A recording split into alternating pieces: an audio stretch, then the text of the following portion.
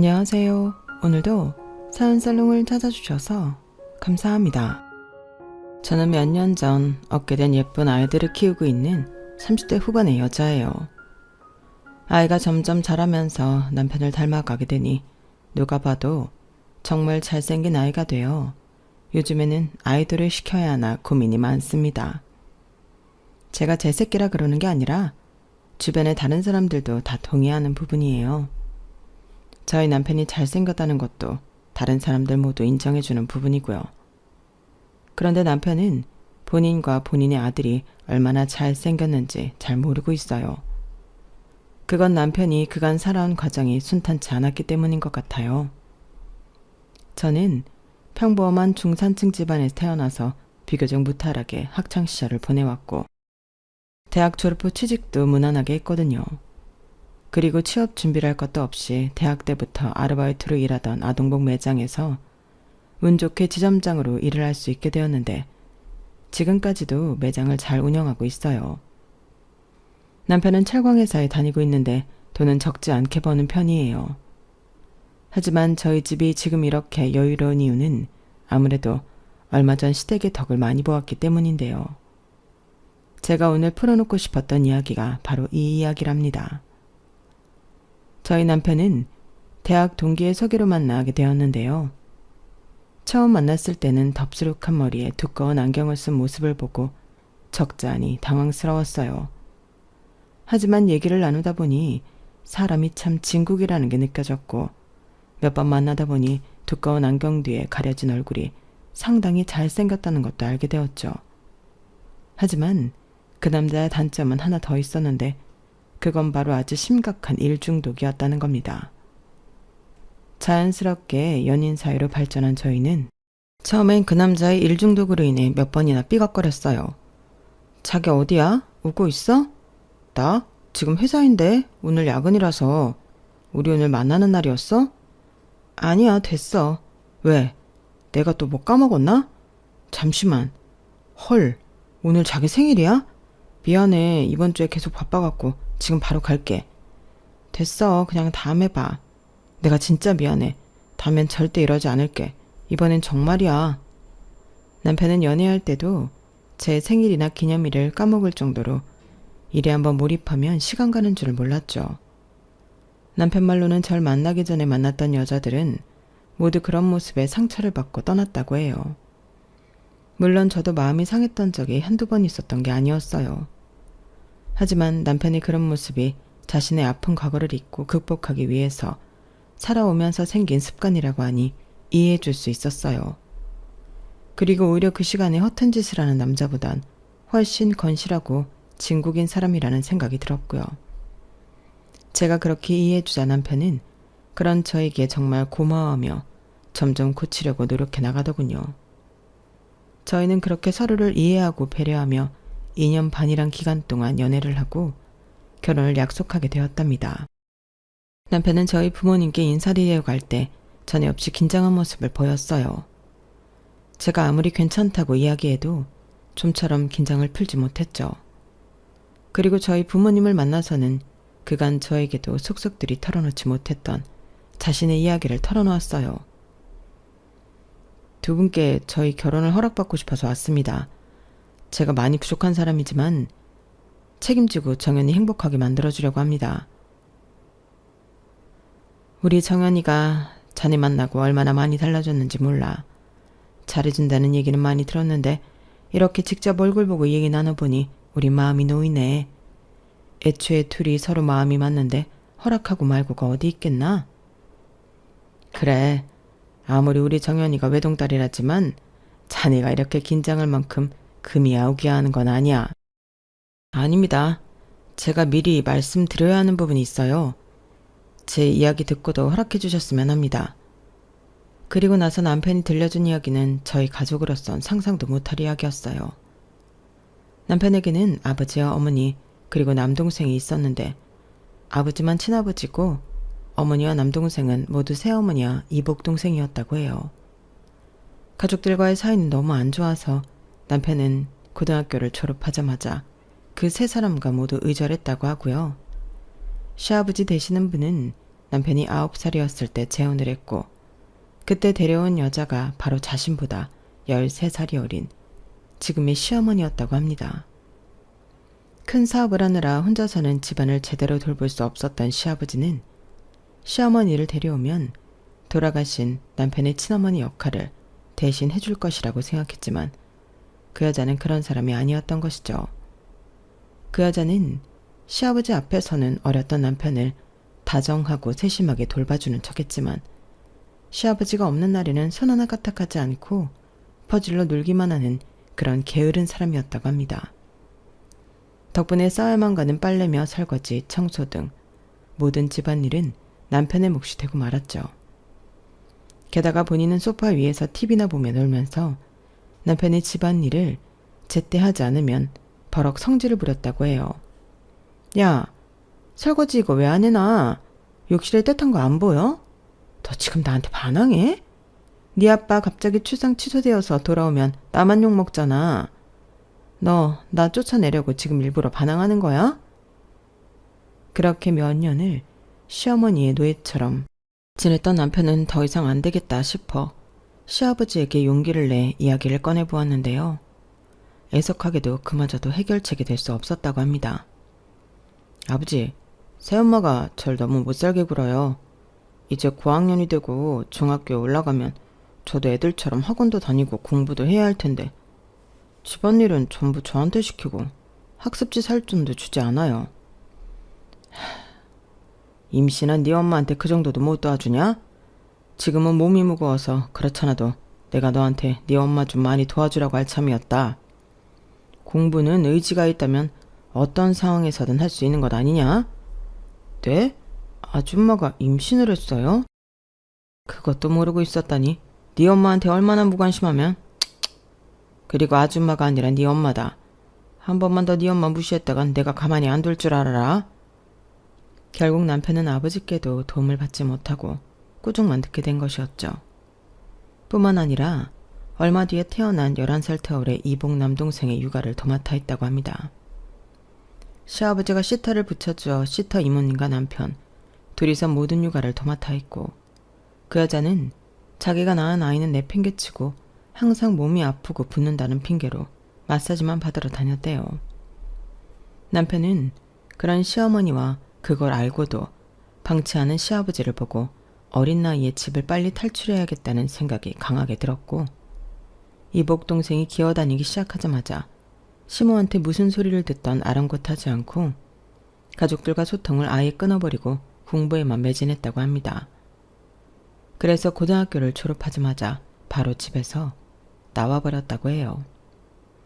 남편의 과거사를 모두 들은 저희 부모님은 잠시 말을 잃었다가 남편의 손을 따뜻하게 잡아주시며 그간 참 고생이 많았겠다며 위로해 주셨어요. 저도 저희 부모님이 그런 반응을 보이실 줄 미처 예상하지 못했는데 남편 역시 예상치 못했는지 깜짝 놀랐다가 이내 눈시울이 붉어지더군요. 부모님은 그런 환경 속에서도 이렇게 성실하게 자신의 삶을 가꿔온 남편이 대견하다며 그런 사람이라면 저를 믿고 맡길 수 있겠다고 결혼을 허락해 주셨어요. 부모님의 허락을 받은 저희는 그날 이후 본격적으로 결혼 준비에 매진할 수 있었죠. 저희의 결혼식은 최소한의 인원만 초대해서 스몰 웨딩으로 치러졌습니다. 남편은 정말 친한 친구들과 동료 몇 명만 초대했고 가족은 그 누구도 초대하지 않았어요.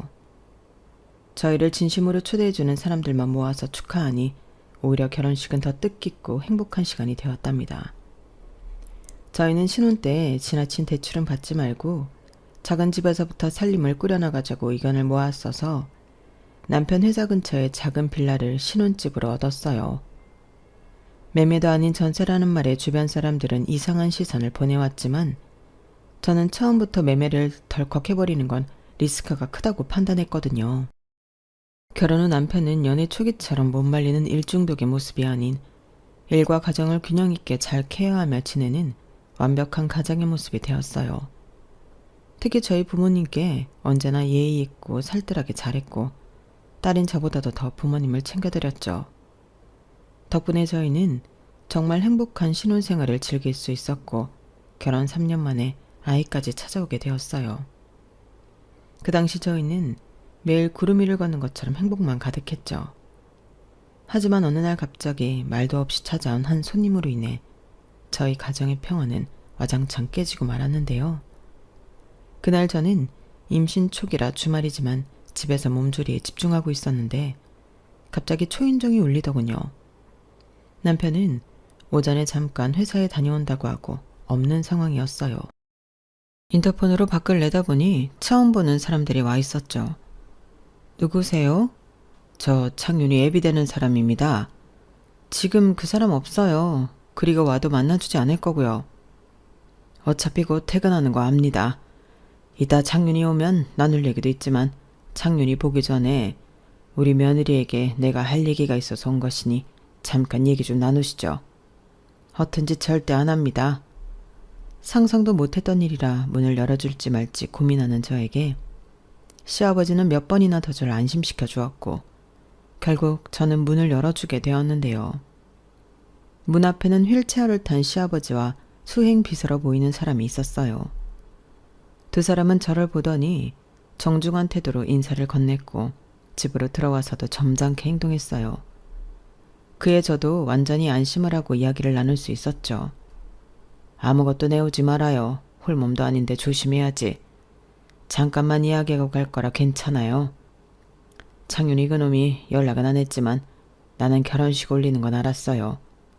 보다시피 다리가 이래서 직접 가보진 못했지만 현장 사진 보니까 참하고 이쁜 아가씨길래 마음이 놓이긴 했지.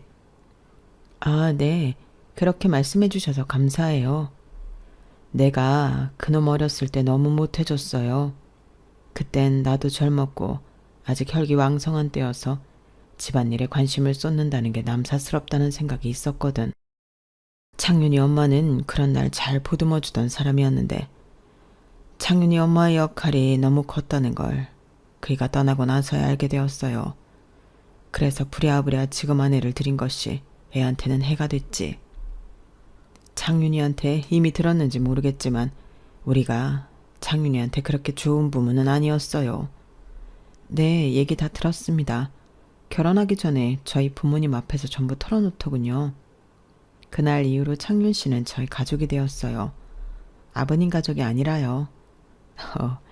그 눈빛 마음에 드네. 이거 받아요.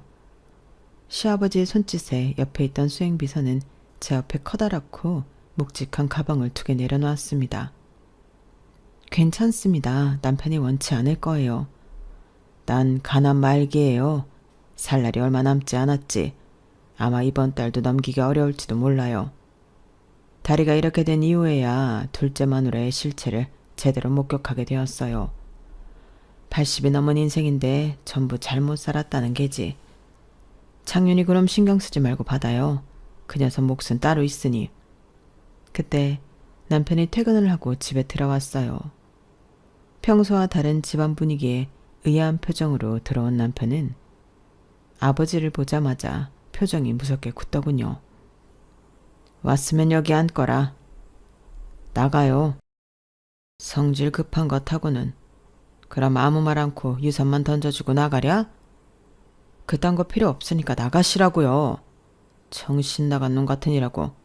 니의 임신한 와이프 앞에서 그딴 소리가 잘도 나오는구나. 임신한 와이프를 지금처럼 엘리베이터도 없는 빌라에서 계속 살게 할 거야. 저랑 있을 땐 온화하게 그지없던 시아버지는 남편에게 버럭 호통을 치셨어요. 남편은 잠시 말문이 막힌 듯 얼굴이 벌개진 채로 머뭇거렸어요. 하지만 끝내 저희가 앉아있는 곳으로는 오지 않더군요. 시아버지는 그 모습을 보더니 휠체어를 돌려 남편을 마주보고는 말했어요. 네 애미랑 동생이 분명 가만히 있지 않을 거다. 변호사 명함은 며느리에게 이미 넘겼으니 적극적으로 대응하도록 해. 치지 마라. 알겠어? 이제 곧 애비가 된다는 놈이 아직도 지 감정에 치우쳐 뭐가 가족들을 위한 건지 판단도 제대로 못하고. 그게 아버지가 할 소리예요? 나처럼 되지 말라는 거다 이놈아. 시아버지는 그 말을 끝으로 집을 나가셨어요. 시아버지가 가고 나서 남편은 저를 제대로 보지도 못하고 어쩔 줄 몰라 했죠. 저는 시아버지의 마지막 말을 듣고 저에게 남겨준 가방들을 살펴보았는데요. 그 안에는 4억 원어치 현금 따발과 골드바 12억 원어치 달러로 가득했어요. 딱 봐도 비자금으로 모아두었던 자산인 듯 했죠. 그 돈들 맨 위에는 작은 명함 지갑이 하나 있었는데 거긴 시아버지 말처럼 변호사 명함이 여러 장 들어있었어요. 남편 역시 그걸 보았고 한동안 말은 세수를 하며 말을 아꼈습니다. 일단 저는 자리를 정리했고 남편은 조용히 밖을 나가더군요. 남편은 제가 임신한 이후로 담배를 손에 대질 않았는데 밖에서 한참 동안 줄담배를 피다 들어온 듯 했어요. 담배 폈어? 냄새나? 동네를 2바퀴 돌았는데 미안. 괜찮아. 지금 그게 중요한 게 아니잖아. 나는 이 돈 받았으면 좋겠어. 아버님이 유산을 물려주신다면 그것도 받는 게 좋을 거라 생각해. 당신 새엄마랑 이복동생은 못된 사람들이라며 다 받아서 우리가 1원 한 푼 안 쓰고 전부 기부하더라도 나는 우리가 이 돈 받는 게 맞다고 생각해. 물려받은 돈들을 어떻게 쓸지는 당신 의견에 100% 따를게.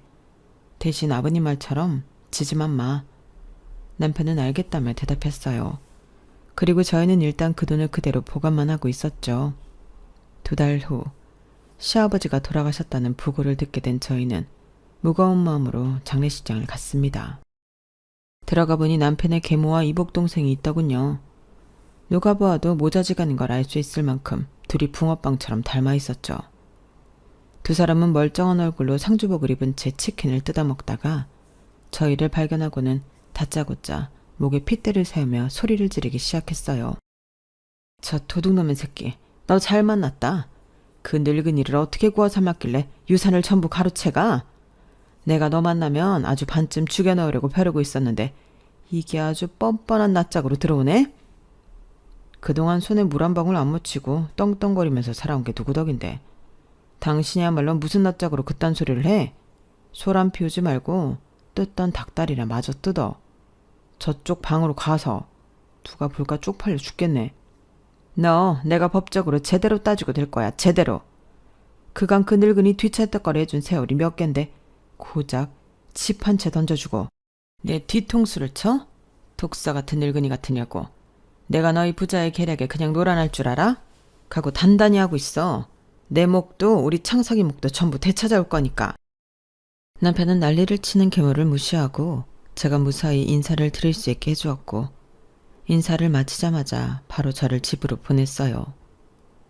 태교에 영 좋지 않은 것 같다며 돌려 말했지만 남편의 계모와 이복동생으로부터 절 보호하려는 행동이란 걸 눈치채고 저도 얌전히 집으로 돌아왔죠. 이틀 뒤 장례를 전부 마친 남편은 지친 얼굴로 집으로 왔어요. 그리고 바로 다음 날부터 예고된 대로 계모에게서 소송이 걸려왔습니다. 저희는 시아버지가 미리 남겨주었던 변호사 명함을 찾아 전화를 했어요. 2명에게만 전화를 했는데도 6명의 변호사들이 알아서 모이더군요. 전부 명성이 대단한 변호사들이었고 저희에게 비용은 이미 계산되어 있다며 곧바로 소송에 대응하기 시작했죠. 저희는 그렇게 돈 한 푼 들이지 않고 소송을 진행하게 되었고 약 반년 만에 그 여자는 저희 쪽에 먼저 소송을 취하하겠다는 연락을 해왔어요. 본인이 먼저 2손 2발 들고 물러나면서 사건이 종료되었으니 저희는 이제는 그 사람과 엮일 일이 더 이상 없을 거라 생각했죠. 그런데 이게 웬걸? 그 여자로 인한 사건 사고들은 그때부터가 진짜 시작이었던 거예요. 비싼 변호사비만 탕진한 시몬은 그때부터 타겟을 저로 바꿨는지 대놓고 집요하게 저를 괴롭히기 시작했습니다. 당시 출산을 한 직후였던 저는 육아휴직을 내고 집에서 애를 보느라 밤낮을 정신없이 지내고 있었는데요. 아이를 잠시 눕히고 부랴부랴 세탁기를 돌리고 있는데 갑자기 예고도 없이 초인종이 막 울리기 시작하는 겁니다. 인터폰을 보니 남편의 계모였어요. 하도 초인종을 눌러대니 아이는 울고 인터폰으로 대화하려고 해도 자꾸만 문을 두드리고 난리를 치니 결국 문을 열고 나갈 수밖에 없었죠. 무슨 일이세요? 아니 지금 다짜고짜 찾아와서 뭐 하시는 거예요? 아니 너 이번에 출산했다며. 그래도 며느리가 출산했다는데 내가 도움을 좀 줘야 하지 않겠어? 시어머니 된 도리로 말이야. 그게 무슨... 여기 애 키울 때 기저귀만큼 많이 필요한 게 없어. 받아. 그 여자는 막무가내로 절 밀치고 집 안으로 들어서더니 저는 거들떠보지도 않고 작은 기저귀 패키지가 담긴 봉투를 억지로 안겨주더군요. 저는 살면서 그 여자처럼 그렇게 막무가내이고 뻔뻔한 사람은 처음 봤어요. 그래서 벙찐 채로 어버버 하고 있을 수밖에 없었죠. 물론 하도 잠을 제대로 못 자서 빠릿빠릿하게 반응을 못한 것도 있긴 했고요. 그런데 그 여자가 그렇게나 상식 밖의 행동을 할 줄은 꿈에도 몰랐어요. 어떻게 바로 알았는지 저의 아들 방으로 가서 무작정 아이에게 손을 뻗는 겁니다. 저는 품에 있던 기저귀도 내던진 채 기겁을 하고 계모를 막아섰죠. 지금 뭐 하는 거예요? 너 애 보느라 허리도 아프고 잠도 제대로 못 잤을 거 아니니? 내가 애 좀 봐줄 테니 어여 쉬어. 됐어요. 손톱을 그렇게 요란하게 놓고 무슨 애를 본다고 하시는 거예요? 당장 나가세요. 내가 애를 아무렴 너보다 잘 보지 않겠어? 손톱이야 애 안 긁히게 잘 요령껏 안을 테니 걱정 말어. 굳이 비싼 돈 주고 시터 구할 바엔 내가 봐주겠다 이거야. 저희 애한테 손대지 마시라고요. 그리고 무슨 시터예요. 저희는 시터 구할 생각 없어요. 어머, 그럼 그 돈 들고서 뭐하러 육아를 손수하려고 하니? 내가 시터 해줄게. 일당은 100만 원씩만 주려무나. 뭐라고요? 웃기는 소리 하지 말고 당장 나가요. 저 기저귀도 필요 없으니까 가져가세요. 그 여자는 큐빅을 잔뜩 붙인 길고 새빨간 손톱을 하고선 태어난 지 100일도 안 된 저희 아들을 안겠다고 어거지를 썼고 오늘치 비용만이라도 100만 원을 달라며 떼를 쓰기 시작했어요. 머리끝부터 발끝까지 화려한 명품을 치덕치덕 발라놓고 100만 원을 달라고 떼를 쓰는 모습이 얼마나 괴기스러웠는지 모릅니다. 결국 저는 남편을 부릴 수밖에 없었고 남편은 제 전화를 받자마자 한달음에 집으로 달려왔습니다. 엄청나게 분노한 남편은 그 여자를 보자마자 멱살을 붙잡고 그대로 현관 앞까지 끌고 갔어요. 당장 안 나가? 지금 이게 무슨 망나니 같은 짓이야? 니네는 어쩜 그렇게 날 이상한 사람 취급하니? 내가 선의로 애 좀 봐주겠다는데 너 네 아빠한테 받은 돈 어차피 쓸 줄도 모르잖아. 내가 애도 봐주고 용돈도 타가서 쓸 때 쓰겠다니까. 이 여자가 진짜 노망이 들었나? 다신 찾아오지 마. 알겠어? 다음번엔 이번처럼 곱게 말로 안 끝날 줄 알아. 그 여자는 남편의 불효령에 집에서 쫓겨나게 되었어요. 저는 남편이 그렇게까지 화내는 모습을 처음 봐서 깜짝 놀랐는데요. 누구라도 그렇게까지 무섭게 화를 내면 2번 다시 찾아오지 않을 것만 같았어요. 하지만 그 여자는 상식을 훌쩍 뛰어넘는 강적이었답니다. 그 여자는 겁이라고 넘는 사람처럼 매일같이 집으로 찾아와 초인종을 눌러대고 문을 두드려댔어요.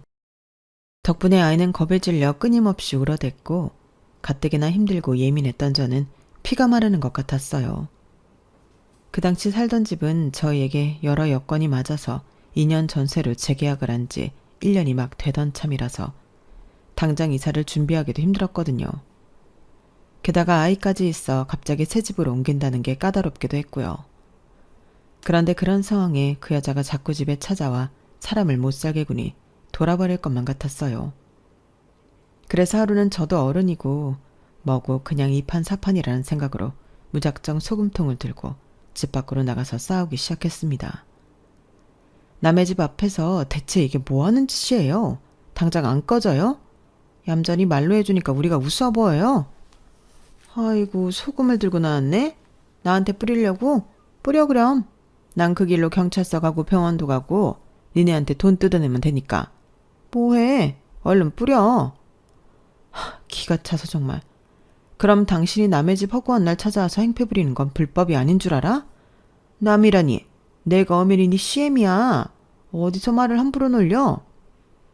저희가 옥신각신 언쟁을 하고 있는데 마침 남편이 오더군요. 안 그래도 남편이 계모가 또 찾아올까봐 틈틈이 반차를 쓰고 집에 오던 차였거든요. 그런데 간사하게도 그 여자는 남편을 보자마자 꼬리를 착 내리는 겁니다. 그러더니 이번에는 아주 징징거리기 시작했어요. 그걸 실시간으로 목격한 저는 뭐 이런 여자가 다 있나 싶어서 소름이 끼칠 정도였죠.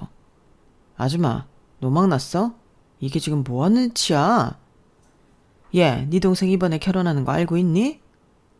지랄하네. 빨리 안 꺼져? 누가 내 동생이야? 그리고 그 자식이 결혼하든 말든 나랑 무슨 상관이야? 우리는 그 오랜 시간 다리도 못 쓰게 된 네 아빠 뒤치다꺼리 하면서 지내고도 유산 한 푼을 못 받았는데 어떻게 그렇게 말할 수가 있니? 없는 살림에 결혼하려니까 얼마나 빠듯하고 힘든지 몰라. 네 아버지 유산 정말 어마어마하잖니. 우리 아들 장가 보내는 게 돈 좀 보내줘. 그러면서 울기 시작했는데 그동안 하도 그 여자한테 지독하게 당해서인지 불쌍하다는 생각은커녕 아주 가지가지한다는 생각만 들었어요. 남편 역시 같은 생각이었는지 더욱 질색을 하며 그 여자를 쫓아내버렸죠. 하지만 그 정신나간 여자는 끈질기게도 저희를 괴롭혔어요. 나중에 남편한테 들어보니 그 여자가 따로 연락해서 1억을 요구했다는데 남편은 들은 척도 하지 않았다고 하더군요. 그리고 남편은 최대한 빠르게 이사를 할 수 있는 방안을 찾아보려고 노력했어요. 하지만 현실적으로 당장 하루 만에 이사를 가지 않는 이상 그 여자의 괴롭힘에서 벗어날 수는 어려웠고 결국 인내심이 바닥난 저는 남편에게 제대로 히스테리를 부렸습니다. 그 미친 여자 그냥 몇 푼 지어서 보내버리면 안 돼? 뭘 더 기다리라는 거야? 근데 또 그렇게 돈을 한번 지어주면 그 여자는 분명 다음번에 더 끈질기게 행패를 부릴 거야. 절대 안 끝날 거라고. 아버지가 저번에 명함 남겼던 변호사랑 얘기 중이니까 조금만. 그건 이사를 가고 나서 생각하면 되잖아. 일단 이 상황만이라도 모면을 하자고. 당장 해결할 방법이 있는데 왜 안 하는 거야? 내가 하루하루 그 미친년 때문에 노이로제 걸릴 것 같아. 당신은 애 생각은 안 해? 애가 잠이 들만하면 그 미친년이 와서 난리를 피우는데 애가 얼마나 스트레스 받는지 아냐고. 제가 버럭 성질을 부리니까 남편은 잠시 조용히 있다가 알았다고 이런 일 겪게 해서 미안하다며 저를 달랬어요. 그리고 그 자리에서 바로 계모한테 전화를 걸어 1,000,000원을 보내줄 테니 그만 찾아오라고 얘기했죠. 시아버지한테 받은 유산이 엄청났기 때문에 사실 그 정도는 큰 돈이 아니었어요. 그 여자도 그걸 알았는지 1,000,000원은 너무 적다며 돈을 더 달라더군요. 그 말에 남편이 살벌한 목소리로 그 1,000,000원 내가 아줌마 분 풀릴 때까지 때려주고 합의금으로 주는 수가 있어. 그 돈 그냥 받아갈래? 합의금으로 받아갈래? 라고 으름장을 놓으니 그제서야 알겠다며 얌전히 그 돈을 받아갔어요. 그러더니 정말 그 다음 날부터 저희 집으로 발길을 뚝 끊었죠. 겨우 정상적인 생활을 되찾은 저희는 그제서야 좀 쉴 수가 있었어요. 남편은 그동안 계속 이사갈 집을 알아보다가 드디어 괜찮은 매물을 알게 되었고 다행히 집 주인과도 합의가 잘 되어 저희는 고생 끝에 제대로 이사 날짜를 잡을 수가 있었답니다. 새 집을 구할 때 무엇보다도 보안을 중시했기 때문에 아무래도 고가의 아파트에 들어갈 수밖에 없었는데요. 그때 놀며 겨자 먹기로 큰 지출을 감내한다고 생각했었는데 지금 생각해보면 좋은 아파트에 좋은 조건으로 정말 운 좋게 들어오게 된 거였어요. 전에 살던 사람들이 있어서 저희는 3개월 후에 이사를 하기로 날짜가 확정되었고 불청객도 사라지니 마음의 여유가 생기기 시작했어요. 아이는 다행히 건강하게 잘 자라고 있었고 이사 날짜만 기다리던 저는 문득 궁금증이 생겨 남편에게 물어보았어요. 근데 결혼식은 했대? 이번 달에 한다고 했으니 아마 끝났을걸? 오늘이 말일이잖아. 뭐 했던 안 했던 이제 우리 알 바 아니지만. 에휴, 다행이네. 이제 거거머리 같은 인간 안 찾아오겠어. 프로필 사진 보니까 꽤나 잘 사는 집안 사람이랑 결혼했나 본데. 프로필 사진? 당신 그 여자 SNS도 알아? 하도 전화를 하고 어쩌고 난리를 치니까 연락처 연계돼서 저절로 뜨더라고. 신혼집 무슨 브랜드 아파트를 한 것 같던데? 그래놓고 그 난리를 피워? 진짜 어이없는 인간이네. 저희는 그렇게 그 여자의 근황을 파악하고는 당연히 이제 저희랑은 상관없는 이야기인 줄로만 알았어요. 그리고 그 이야기는 지나가듯 한 얘기였고 저희는 그 여자에게 신경 쓸 일이 더 이상 없기도 했죠. 왜냐하면 저희 아이가 막 뒤집기 시작했을 때라 한시도 눈을 뗄 수가 없었거든요. 게다가 그날은 애가 새벽부터 기침이 심하고 열이 나서 자다 말고 응급실을 다녀오느라 새벽부터 잠을 아예 못 자고 애를 먹었는데요. 다행히 병원을 다녀오니 오전 중에는 열이 어느 정도 잡혀서 새근새근 잘 자기 시작했어요. 그 모습을 보고 저도 모르게 애 옆에서 까무룩 잠이 들었던 것 같네요. 어느 순간 TV 소리에 잠이 깬 저는 소스라치게 놀랄 수밖에 없었는데요. 원래 저는 TV를 보지 않는 편이거든요. 특히나 아이를 출산한 후에는 TV를 제 손으로 틀었던 적이 한 번도 없었고 남편 역시 TV를 즐겨보는 사람이 아니었습니다. 그런데 그런 소리가 나니 번쩍하고 잠이 깼었던 거죠. 곧바로 거실로 나가본 저는 기함을 하고 놀랐는데 거실 소파에 남편의 계모가 앉아 낄낄거리며 TV를 보고 있는 것이 아니겠어요? 그 여자는 놀라서 온몸이 굳어진 저를 보고도 태연하더군요. 어머, 일어났니? 이게 무슨... 저희 집엔 어떻게 들어왔어요? 뭘 어떻게 들어와? 너희가 비번 알려줘서 들어왔지. 저희가 언제요? 일부러 내 앞에서 비번 다 보여주면서 누른 거 아니었어? 가만히 있어봐. 그게 중요한 게 아니고 내가 그동안 너한테 너무 미안했다. 사과 의미로 이렇게 애기 옷도 사왔어? 잠시만. 그 여자는 소파 옆에 있는 집채만한 캐리어 3개 옆에 놓여진 작은 쇼핑백을 들고 오더니 저에게 건네주었어요. 아무 일도 없었다는 듯이 누가 보면 정말 사이좋은 시어머니와 며느리라고 착각할 정도로 상냥하게 구는 모습을 보니 저는 이 여자가 미쳐도 단단히 미쳐있는 것 같아 무섭기까지 했죠. 이 짐들은 다 뭐예요? 뭐긴 이제 너희랑 같이 살려고. 원래 시어머니는 맏며느리가 돌보는 거라고 하잖아. 원래 있던 집은 둘째 아들 장가 보내는데 좀 보태느라 처분했고 나한테 남은 건 이게 전부야. 참 불쌍하지 않니? 땡땡 브랜드 아파트 산 거 다 알아요. 대체 저희한테 왜 이러시는 거예요? 어머, 그게 내 집이겠니? 네 잘난 동서집이지. 우리 아들이 살면서 제일 잘한 게 이번 결혼이야. 무려 연봉 2억인 여자를 물어왔지. 그 집안은 또 얼마나 잘 살고 그런 집에 장가 보냈는데 구세금 맞춰야지 않겠어? 그래서 좀 무리를 하긴 했어. 그래, 전에 너희에게 큰 잘못 저질렀던 거 안다. 그리고 둘째한테 해준 만큼 너희한테 해주지 못한 것도 미안해. 이제부터 내가 같이 살면서 너희한테 정말 잘해줄게.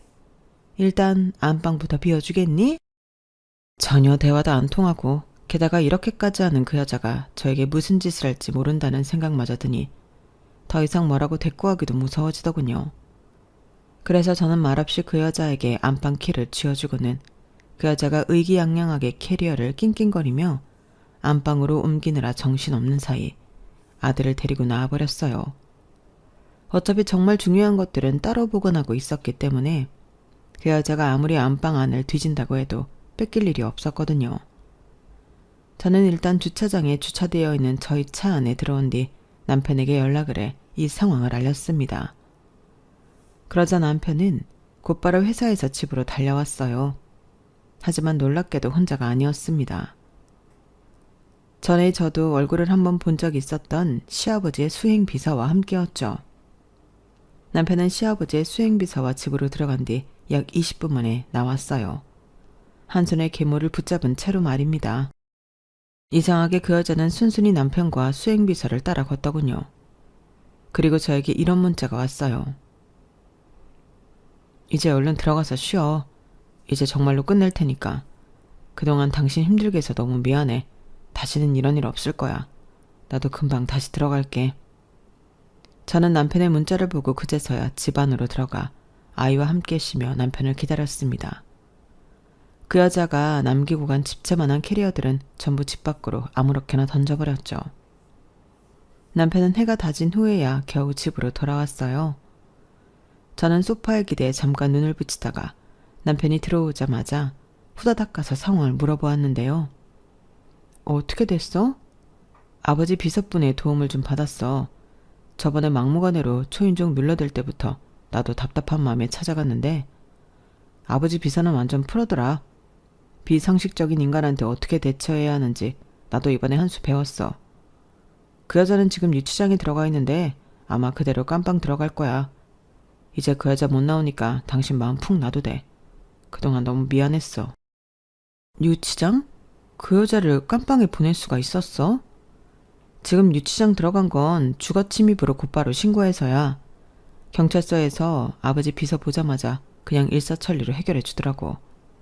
그리고 그동안 그 여자랑 그 여자 아들이 한 짓을 탈탈 털어봤는데 법적으로 걸리는 게 한두 개가 아니더라고.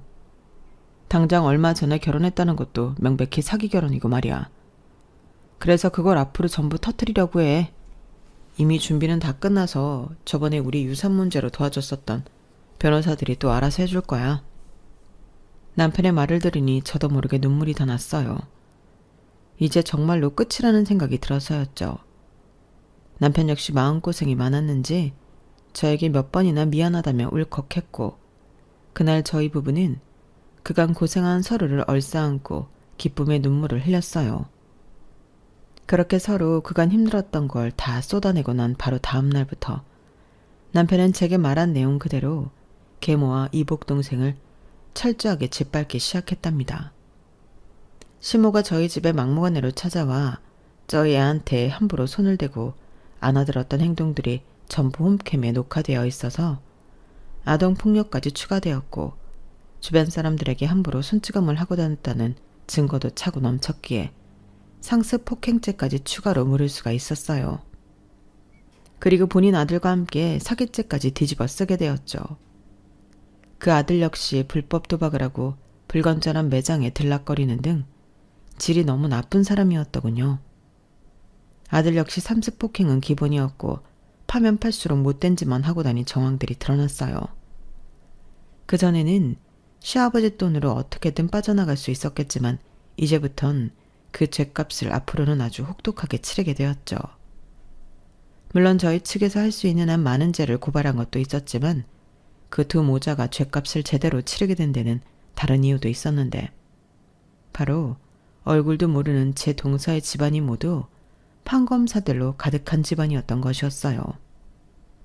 나쁜 짓을 그렇게 저질러 놓고도 겁도 없이 판검사 집안에 장가를 가려고 하다니 아주 자승자박이 따로 없는 모양새라 그렇게 통쾌하고 고소할 수가 없더군요. 저희 가족은 그 사이 새 집으로 이사를 마쳤답니다. 아파트 보안이 굉장히 좋은 곳이라 아이를 키우기도 좋고 주민 편의시설도 잘 구비되어 있어서 아파트 내에서 생활하기도 매우 좋은 곳이라 만족하며 지내고 있어요. 남편은 그동안의 일이 저에게 상당히 미안했는지 전보다도 더 저에게 잘해주고 있는데 언제까지 갈지 두고 보는 중입니다. 그리고 이제는 시타님도 한 분 구해서 육아를 분담하니 전보다는 저도 살 것 같네요. 그동안은 남편도 저도 큰돈을 써본 적이 없으니 시아버지의 유산을 어떻게 써야 할지 막막하고 두렵기만 했는데, 시아버지의 비서님 말처럼 저희 아들을 잘 키우는 데 써야겠다고 마음을 먹으니 이제 모든 게 명확해진 느낌이에요. 저희 부부는 앞으로도 우리 아들을 잘 키워내고 저희 가족이 항상 행복할 수 있도록 건강도 챙기고 경제 공부도 챙길 계획이랍니다. 그리고 무례한 사람에게 어떻게 칼같이 대항하는지에 대해서도 배워나갈 예정이고요. 앞으로 다시 남편의 계모 같은 사람에게 당하지 않을 겁니다. 지금까지 제 이야기를 들어주신 분들께 모두 감사드립니다. 제가 글재주가 없어서 이야기가 잘 전달되었는지 모르겠네요. 여러분도 여러분의 인생에서 상식적이지 않은 행동을 하거나 무례한 사람을 만난다면 아주 칼같이 선을 긋는 걸 배워나가시기 바래요. 이건 거의 벌레 퇴치법과 비슷해서 날이 따뜻해지면 약치는 방법을 배우듯이 하나하나 배워나가야 하더라고요. 저희처럼 호되게 당하시기 전에 미리 준비하시면 큰 도움이 되실 겁니다. 하지만 웬만하면 아예 그런 사람을 만나는 일이 일어나지 않는 게 좋겠죠? 여러분이 만나는 사람 모두가 좋은 사람이기를 진심으로 바랍니다. 여러분, 사연 댓글에 응원과 현명한 조언 부탁드려요. 좋아요와 구독은 저에게 큰 힘이 됩니다. 오늘도 좋은 일 가득하세요.